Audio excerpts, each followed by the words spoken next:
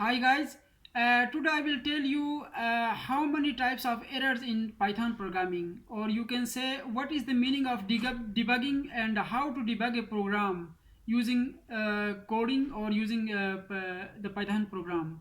I will tell you different type of errors and different type of debugging processes. Debugging different kinds of errors can occur in a program, and it is useful to distinguish among them in order to track them down more quickly and easily. Number 1, syntax error. Number 2, runtime error. Number 3, semantic error. These three types of errors, when you write a program or write a code in the Python programming, these three types of errors you can face. So I will tell you individually of these debugging one by one. Number 1, what is syntax error? Syntax errors are produced by Python when it is translated the source code into bytecode. They usually indicate that there is something wrong with the syntax of the program. For example, omitting the colon at the end of a diff statement yields the somewhat redundant message syntax error, invalid syntax. Number 2, runtime errors.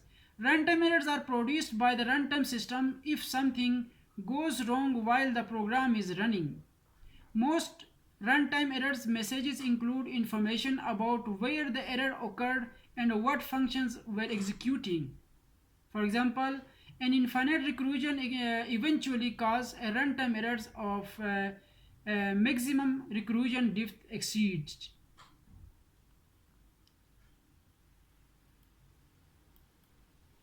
Number third, semantic errors. Semantic errors are problems with the program that compiles and run but doesn't do the right thing. For example, an expression may not be evaluated in the order you expect, yielding an unexpected results. The first step is debugging is to figure out which kind of errors you are dealing with. Although the following sections are organized by error types, some techniques are applicable in more than one situation. Number 1, syntax error. Syntax errors are usually easy to fix once you figure out what they are. Unfortunately, the errors messages are often not helpful. The most common messages are syntax error, invalid syntax, or syntax error, invalid token, neither of which is very informative. On the other hand, the message does tell you where in the program the problem occurred. Actually, it tells you where Python noticed a problem, which is not necessary where the error is. Sometimes the error is prior to the location of the error message, often on the preceding line. If you are building the program incrementally, you should have a good idea about where the error is. It will be in the last line you added. If you are copying code from a book, start by comparing your code to the book's code very carefully. Check every characters at the same time. Remember that the book might be wrong. So if you see something that looks like a syntax error, it might be. Here are some ways to avoid the most common syntax error. Number 1, make sure you are not using a Python keyword for a variable name. Number 2, check that you have to clone at the end of the header of every compound statement, including for, while, if, and diff statements. Number 3, check that identification is consistent. You may indent with either spaces or tabs, but it's best not to mix them. Each level should be nested the same amount. Number 4, make sure that any string in the code have matching quotation marks. Number 5, if you have multi-line string with triple quotes, single or double, make sure if you have terminated the string properly. An unterminated string may cause an invalid token error at the end of your program, or it may treat the following part of the program as a string until it comes to the next string. In the second case, it might not proceed an error message at all.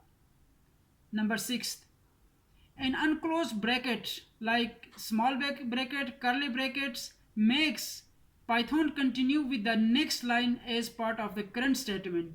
Generally, the error occurs almost immediately in the next line. Number 7, check for the classic is equal to instead of is equal to instead inside a conditional. If nothing work, move on to the next section. Runtime errors. Runtime errors are occurs if the compiler says there is an error and you don't see it. That might be because you and the compiler are not looking at the same time. Check your programming environment to make sure that the program you are editing is the one Python is trying to run.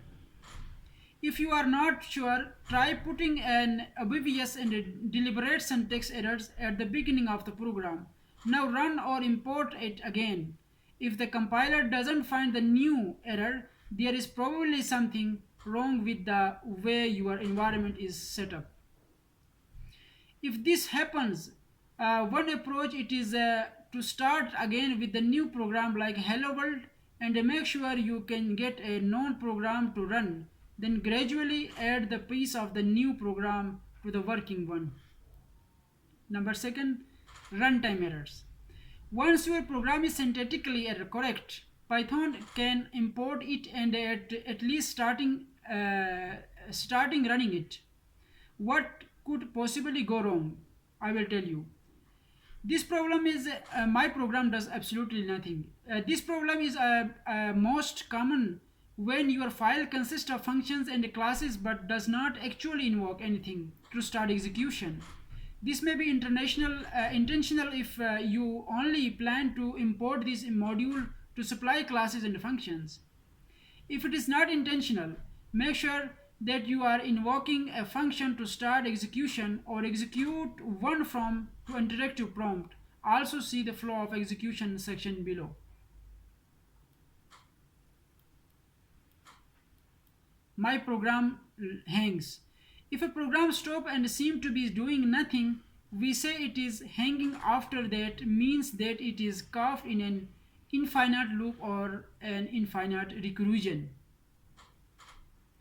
If there is a particular loop that you suspect is the problem, add a print statement immediately before the loop that says entering the loop and another immediately after that says exiting the loop.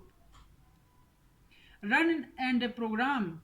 If you get the first message and not a second, you are go to infinite loop, go to the infinite loop section below.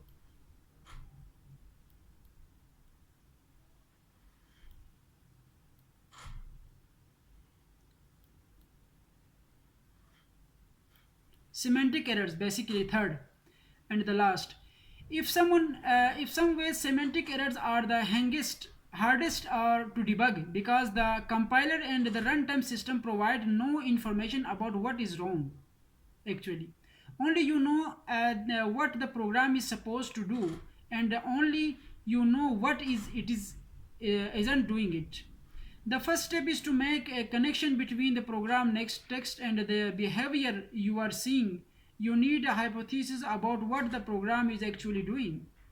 One of the things that makes that hard is that computers run so fast. You will often wish that you could slow the program down to human speed, and with some debugging you can.